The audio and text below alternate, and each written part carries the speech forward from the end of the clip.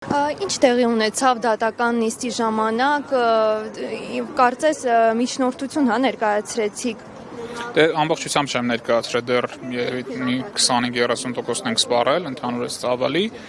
Դատախազները նախորդ նիստերին իրենց ապացույցներն էին ներկայացնում, այս նիստին պաշտպանության կողմն իր ապացույցները ներկայացնում, ընդհանրապես թվարկում էինք եւ բացատրում, թե որ ապացույցը ինչի համար է պետք հետազոտել։ Դեռևս դատանը դրա մասով որոշում չունի եւ որ ամբողջությամբ կներկայացնենք ցանկը, վերջում դատանը որոշելու է, թե երկու կողմերի ներկայացրած որ ապացույցներն է ընդունում։